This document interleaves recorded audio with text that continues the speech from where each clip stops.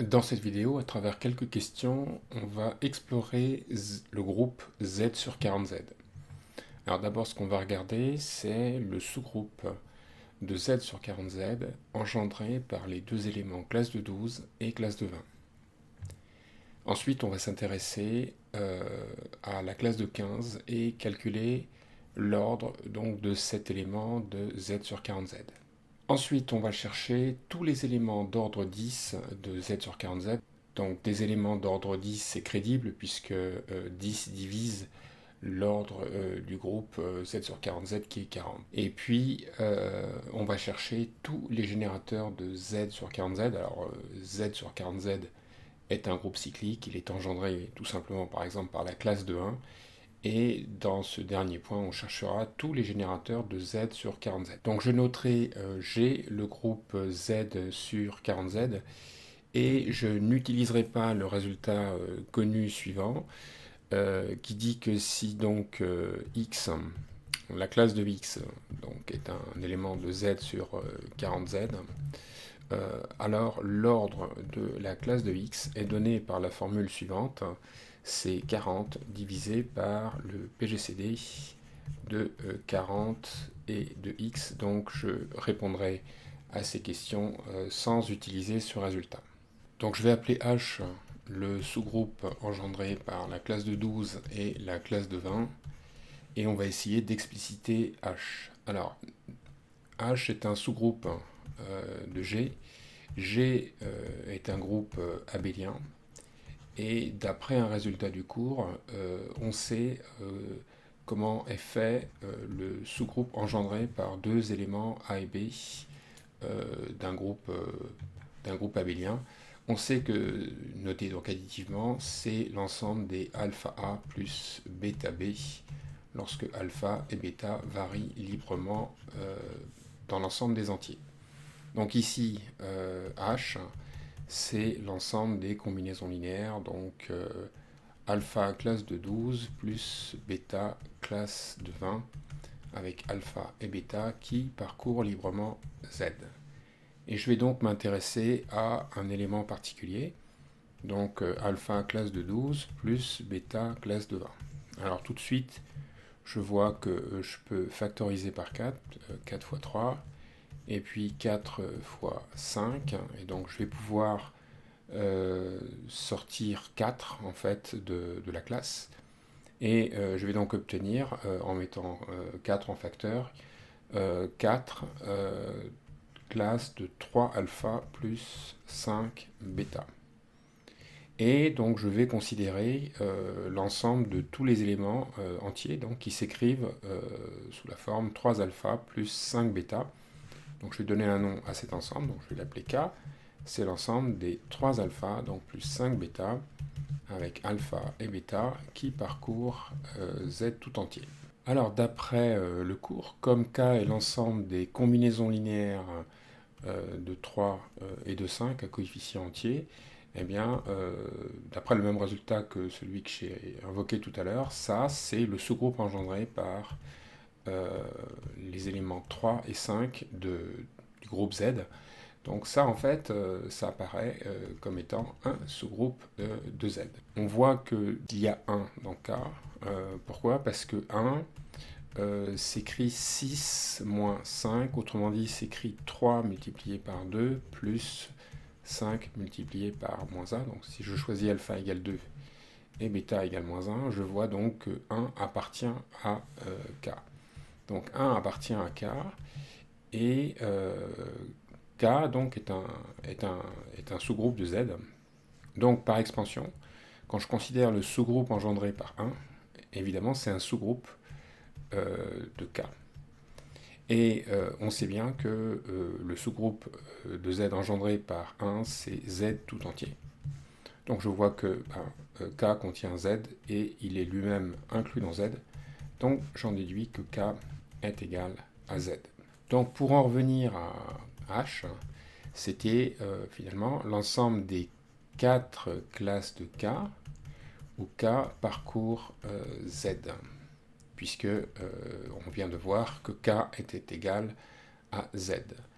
Et donc 4 classes de K, je peux l'écrire classe de 4K, et je peux sortir K en fait, et ça fait donc K classe de 4. Donc j'obtiens que H c'est l'ensemble des K classes de 4 ou K parcours Z tout entier. H c'est l'ensemble des combinaisons linéaires de l'élément classe de 4. Donc ça, toujours d'après le même résultat du cours, c'est le sous-groupe engendré par la classe de 4, hein, c'est le sous-groupe de Z sur 40Z engendré par la classe de 4. Et je pense qu'on a à peu près décrit H.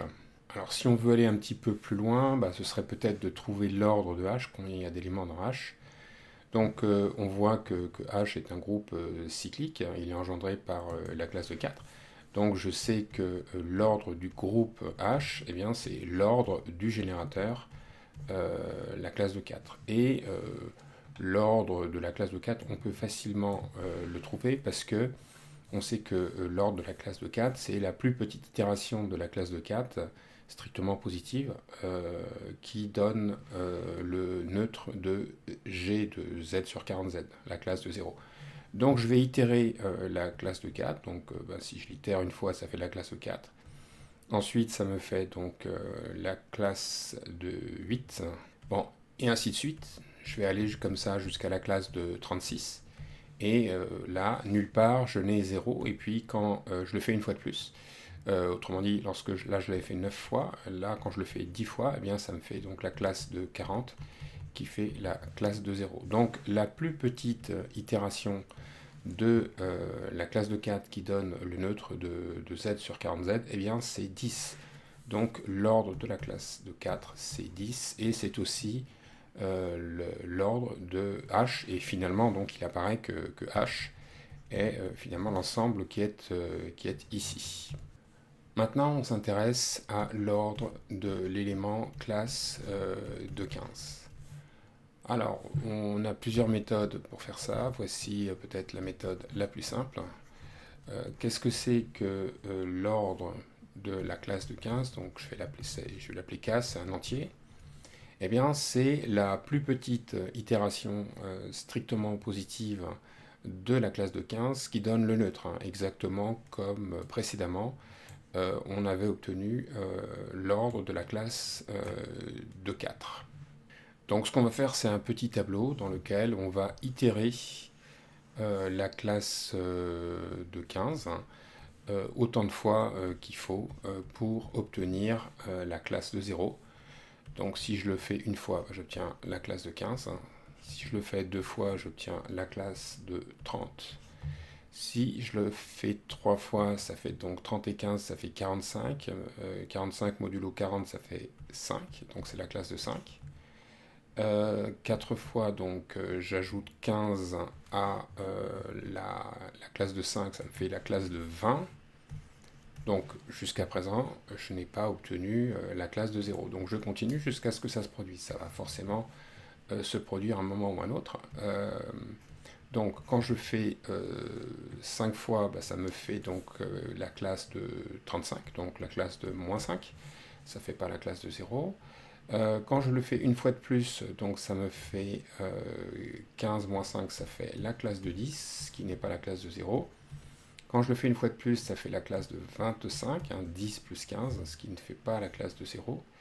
Et lorsque je le fais une fois de plus, ça fait 15 et 25, ça fait 40, donc ça c'est 8 fois.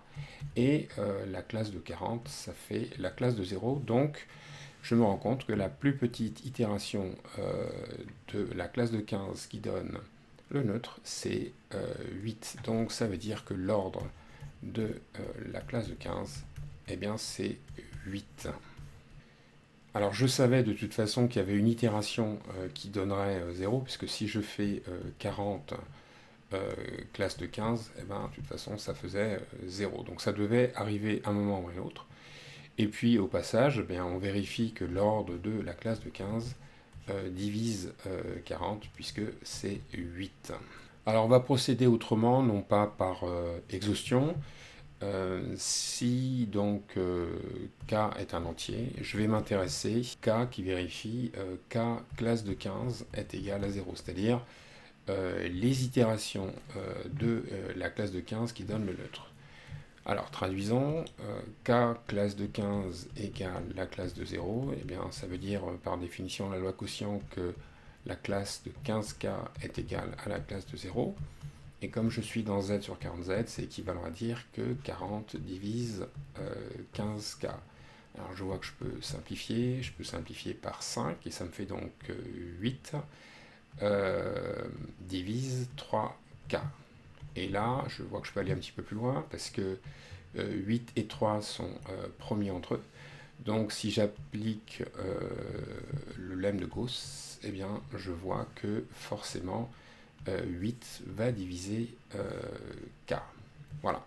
Donc si je regarde le début et la fin, eh bien, je vois que k classe de 15 égale la classe de 0, si et seulement si en fait, donc k est un multiple de 8, autrement dit, k appartient à 8z. Et ça nous prouve exactement que l'ordre de la classe de 15, c'est 8, puisque je vois que c'est la plus petite itération strictement positive de la classe de 15 qui donne le neutre du groupe. Donc maintenant, on va s'intéresser aux éléments d'ordre 10 de z sur 40z. Alors tout à l'heure, à la première question, on avait vu que H, c'était le sous-groupe engendré par K, et on avait donc cherché l'ordre de la classe de 4, et on avait vu que c'était justement 10. Donc il y a des éléments d'ordre 10 dans z sur 40z. Donc je vais partir d'un élément x égale la classe de A, donc un élément de G, et je vais supposer que l'ordre de x est égal à 10. Donc ça veut dire, enfin ça entraîne que si j'itère x 10 fois, ça me fait le neutre de G. Donc ça me donne ici que la classe de 10A est égale à la classe de 0. Donc comme on l'a vu tout à l'heure, hein, on sait que si si alpha est un entier, si la classe de alpha est égale à la classe de 0, c'est équivalent à dire que 40 divise alpha. Donc ici, ça me donne que 40 divise 10A, et donc ça me donne en fait que, en simplifiant par 4, hein, je peux le faire, ça fait que 4 divise petit a. Donc je vois que x, il a une forme particulière. X, il est forcément donc de la forme donc classe de A, c'est-à-dire d'après ce qui est ici, ça veut dire qu'il existe un certain entier Q, tel que A soit égal à 4Q. Donc ça veut dire que X est égal à la classe de 4Q. Maintenant, ça ne veut pas dire que l'ordre de X est égal à 10. Bon, ce qui est clair, c'est que 10X, ça fait 10 classes de 4Q. Je sais que je peux sortir 4. Ça fait donc 40 classes de Q, ça fait la classe de 0. Donc je déduis tout ça que l'ordre de X, en fait, divise 10, mais il n'est pas forcément égal à 10. Et d'ailleurs, il est facile de voir que ça peut ne pas être le cas. Par exemple, si je prends Q égale 2, donc si je considère X égale la classe de 8, eh bien il est clair que X n'est pas d'ordre 10, parce que si je fais 5x, eh bien ça fait la classe donc de 40, ça fait donc 0, et donc ça veut dire que l'ordre de x est inférieur ou égal à 5. Et par conséquent, il ne peut pas être égal à 10. Donc plus précisément, on peut envisager deux situations. Première situation, Q ici est un multiple de 2. Donc Q est de la forme, disons, 2D, avec D entier. Alors à ce moment-là, c'est facile de voir que X n'est pas d'ordre 10. Parce que X, c'est donc la classe de 4Q. Donc ça fait la classe de 8Q. Et c'est le même problème qu'ici. Parce que maintenant, si je fais 5x, eh bien, ça va faire la classe de 0. La classe d'un multiple de 40, donc la classe de 0. Et donc ça me prouve que l'ordre de x est inférieur ou égal à 5, et en particulier donc l'ordre de x ne sera pas égal à 10. C'est exactement le même problème si q est divisible par 5. Donc si x s'écrit 5d avec d entier, parce qu'à ce moment-là, x, hein, qui est donc la classe de 4q, s'écrit donc la classe de 20D, autrement dit 20 classes de D. Et donc je vois tout de suite que si je fais 2x, ça fait donc 40 classes de D, et ça vaut 0. Donc ça me prouve que l'ordre de x eh bien, est inférieur ou égal à 2, et en particulier que l'ordre de x ne peut pas être égal à 10. Donc je me rends compte que si x est égal à la classe de A, et que l'ordre de x est égal à 10, ben, d'après ce qu'on vient de voir, d'une part, A est un multiple de 4, donc il s'écrit de la forme 4Q, donc avec Q entier. On vient de voir que 2 ne divise pas Q, et que 5 ne divise pas Q. Hein, ça correspondait au cas où on avait écrit que Q était égal à 5D, ou Q est égal à 2D. Donc dans ces conditions, ben, il est possible de lister les candidats à être d'ordre 10. Donc je vais prendre des classes de multiples de 4 avec Q qui va être impair et non multiple de 5. Donc je vais commencer avec Q égale 1. Donc ça me fait la classe de 4, hein, ça correspond à Q égale 1. Ensuite, Q égale 3, donc ça me fait 4 fois 3, la classe de 12, donc ça correspond à Q égale 3. J'ai dit que Q égale 5, on l'ignorait, donc on passe à 7.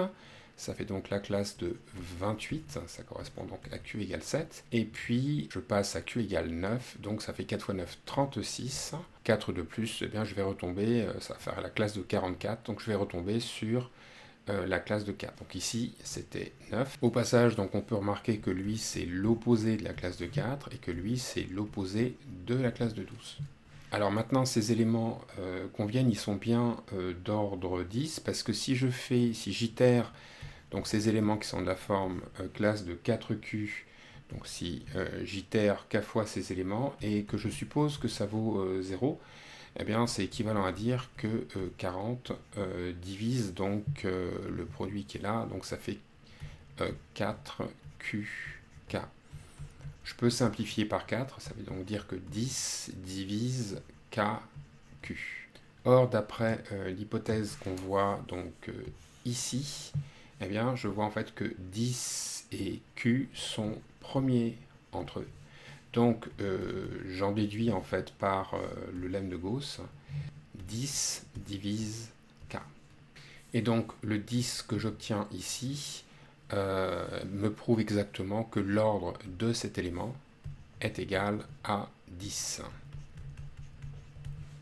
Donc finalement, on a trouvé 4 éléments d'ordre 10, à savoir donc la classe de 4, la classe de moins 4, la classe de 12 et la classe de moins 12. Bien, on s'intéresse au générateur donc de G égale Z sur 40Z. Donc on sait que G est engendré par la classe de 1, G est cyclique, et donc 1 est un élément qui est d'ordre 40, et on cherche tous les éléments comme la classe de 1 qui engendre G. Donc on ne peut pas prendre ce générateur au hasard. Si je fais un essai, par exemple, j'essaie de regarder si G était engendré par la classe de 12, par exemple, eh bien je dis que ce sous-groupe est différent de G. Pourquoi ? Eh bien parce que la classe de 12, c'est 4 fois la classe de 3.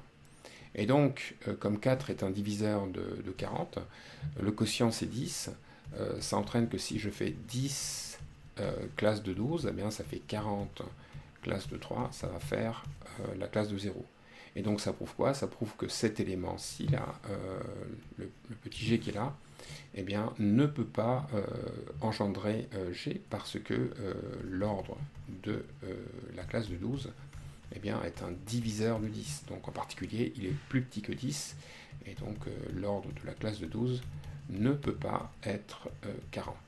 Toutefois, cet exemple un petit peu aléatoire est intéressant, parce qu'il nous montre que le générateur qu'on peut choisir pour Z sur 40Z, eh bien, il ne peut pas avoir un diviseur commun avec 40. Hein. C'est le fait que 12 soit divisible par 4 qui nous a permis de montrer que l'ordre de 12 était un diviseur de 40 divisé par 4 qui faisait 10 et qui était donc plus petit que 40. Donc je vais me donner un élément petit g entier. Je vais supposer que g est divisible par un certain d qui va être un diviseur de 40 et qui va être non trivial, qui va donc être au moins égal à 2. Et je vais montrer que ça rend impossible le fait que G soit un générateur de grand G. Alors, mon hypothèse ici que D soit un diviseur de 40, ça entraîne donc que 40 est égal à dq pour un certain entier q. Et de même, le fait que D divise G, ça entraîne que G est égal à dk pour un certain entier k. Donc on va s'inspirer de l'essai précédent et on va itérer la classe de G q fois. Alors, je remplace, ça fait q classe de dk, donc ça me fait la classe de q dk, mais si je regarde ici, je vois que 40 est égal à dq que je vois ici. Donc ça vaut 40, et par conséquent, donc j'ai la classe d'un multiple de 40, donc ça fait la classe de 0. Donc de cela, je déduis que l'ordre de la classe de G est un diviseur de Q et en tous les cas est inférieur ou égal à Q. Or, qu'est-ce que c'est que Q? Eh bien, Q, comme on le voit ici, c'est le quotient de 40, l'ordre du groupe par D, et le diviseur. Et on a vu que D était un diviseur non trivial, donc ça veut dire que D est strictement plus grand que 1, et donc ça veut dire que le quotient 40 sur D est strictement inférieur à 40. Donc j'en déduis que l'ordre de la classe de G est strictement inférieur à 40. Et donc ça entraîne évidemment que le sous-groupe engendré par la classe de G est forcément différent de grand G, puisque l'ordre de grand G, c'est 40. Donc finalement, qu'est-ce qu'on vient de montrer? On vient de montrer que si la classe de G engendre notre groupe G, eh bien, si D est un diviseur commun de G et de 40, alors eh bien, la seule possibilité, c'est que D vaille 1. Donc c'est exactement ce qu'on a montré ci-dessus. Hein. On avait supposé que le diviseur commun était plus grand que 2, et on obtenait que le sous-groupe engendré par la classe de G n'était pas G. Donc forcément, c'est que le diviseur ne peut être que trivial. Et dit autrement, ça veut dire que le PGCD en fait, de G et de 40, eh bien c'est 1, puisque s'il y a un diviseur commun entre G et 40, eh bien ce diviseur commun vaut 1, donc le PGCD de G et de 40 est égal à 1. Maintenant, inversement, on va se donner un entier G. On va supposer que le PGCD de G et de 40 est égal à 1, et on va montrer qu'effectivement, l'élément classe de G engendre grand G. Donc comme la classe de G est un élément de G et que le groupe G est d'ordre 40, d'après un corollaire du théorème de Lagrange, je sais que si j'appelle K l'ordre de la classe de G, eh bien cet ordre va diviser l'ordre du groupe, va donc diviser 40. Et donc en particulier, ça veut dire que 40 se factorise sous la forme K multiplié par Q, où Q est un entier. Maintenant, comme la classe de G est d'ordre K, je sais que si j'itère la classe de G K fois, eh bien ça va faire le neutre de G. Donc si je traduis ça, ça veut dire donc que la classe de Kg est égale à la classe de 0, et donc que 40 divise Kg. Mais comme c'est expliqué ici, 40, c'est KQ qui va donc diviser KG. Comme l'ordre est au moins égal à 1, il n'est pas nul, je peux simplifier par K et j'obtiens donc que Q divise G. Mais en même temps, comme on le voit ici, Q est un diviseur de 40, donc Q divise 40. Par conséquent, Q est un diviseur commun de l'ordre du groupe et de G dont la classe engendre G. Donc d'après ce qu'on a vu tout à l'heure, la seule possibilité, c'est que Q soit égal à 1. Donc si je remonte ici, eh bien, je vois que 40 est égal à K, autrement dit que K qui est par hypothèse l'ordre de G, donc K, l'ordre de G est donc égal à 40. Et donc ça nous prouve quoi? Eh bien, ça veut dire que le sous-groupe engendré par la classe de G, c'est le groupe tout entier, puisque le groupe est d'ordre 40. Donc finalement, quels sont les éléments classe de G qui sont générateurs de Z sur 40Z? Bon, bah, je peux toujours prendre G entre 1 et 40. Et donc, on vient de voir que ce sont les G tels que le PGCD de G et de 40 soit égal à 1. Autrement dit, tel que G et 40 soient premiers entre eux. Comme 40, c'est 2 au cube multiplié par 5, en fait, ceci est vrai si et seulement si 2 ne divise pas G et 5 ne divise pas G. Donc si G est impair et non multiple de 5. Donc on peut à ce moment-là déterminer tous les générateurs. On compte de 2 en 2 à partir de la classe de 1, donc ça fait la classe de 1, la classe de 3, et on ne compte pas les classes de multiples de 5, donc on passe à la classe de 7, la classe de 9, la classe de 11, la classe de 13, donc la classe de 15 je l'ignore, la classe de 17 et la classe de 19.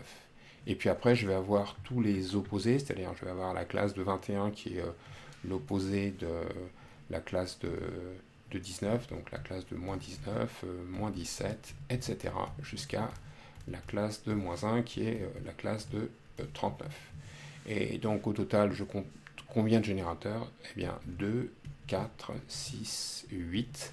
Donc il y a 16 générateurs de Z sur 40Z.